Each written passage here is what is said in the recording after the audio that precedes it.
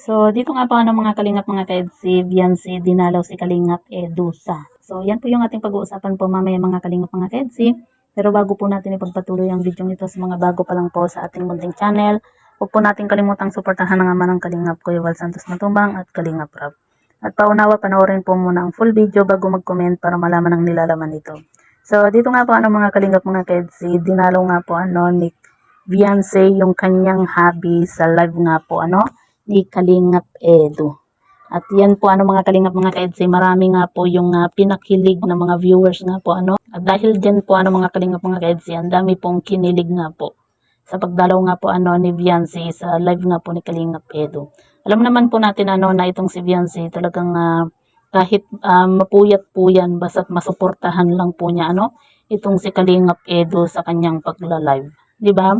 Kahit noon pa man po hindi pa po niya love team itong si Kalingap Edu, nung hindi pa po siya natutulungan ng Team Kalingap. Talagang sinusuportahan na po niya itong si Habi, 'di ba? At ngayon po mga Kalingap mga Kedsi, syempre mas susuportahan pa po ni wifey nga po itong si Habi dahil nga po syempre 'di ba, bilang love team po niya at bilang crush po niya, 'di ba?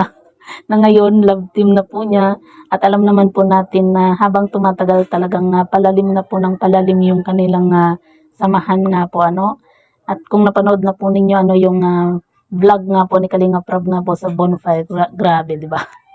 Sobrang nakakakilig. Sa EDC lang po talaga ako sobrang kinikilig sa tuwing napapanood ko po yung kanilang love team, grabe. Iba po talaga yung EDC. 'Di ba? Iba yung naibibigay po nilang saya, kilig, 'di ba? Yung bang halos hindi ka na kung pwede lang manood ka na lang ng manood 'Di ba? Yun bang minsan napapabayaan na natin yung trabaho po natin sa kakapanood. Gaya nga po ngayon mga kalingap mga kasi hanggang ngayon hindi ko pa natapos-tapos yung labahin ko. May nakasalang pa akong labahin dahil dito sa kakapanood nga po sa Bonfire nga po na upload ni Kalingap Rob. Yun bang kahit na napanood mo na talagang gustong-gusto mong ulit-ulitin, lalo na po yung paghalik nga po ni Kalingap Edu sa noon ni Beyonce nga po, 'di ba? Ang sarap lang ulit-ulitin nga po mga kalingap mga ka-EDC. At ayan nga po mga kalingap mga ka-EDC, dinalaw nga po ni Beyonce itong si Kalingap Edu sa live nga po nung isang gabi nga po mga kalingap mga ka-EDC. Kaya naman maging yung mga viewers talagang sobrang saya din po. Sana ganun po lagi na masaya lang po lagi yung live nga po ni Kalingap Edu. Kasi 'di ba, yan naman po yung gusto po natin na yung nanonood po tayo para pantanggal stress, 'di ba? Sana ganyan lang po lagi kumbaga good vibes lang po mga kalingap mga ka-EDC. Yung walang tampuhan, walang mga basher, 'di ba?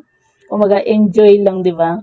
At maging si Kalingap Edu, 'di ba? Masaya nga po sa pagdalaw nga po ni Beyonce sa kanyang live. At ayan nga po kita naman po natin yung mga comment nga po ni Beyonce sa live nga po ni Kalingap Edu. Boss pa nga po yung tawagan nga po nila Pero sabi nga po ni Kalingap Edu, si Beyonce nga daw po yung boss po kasi driver nga lang daw po siya. Kumbaga kumbaga utusan.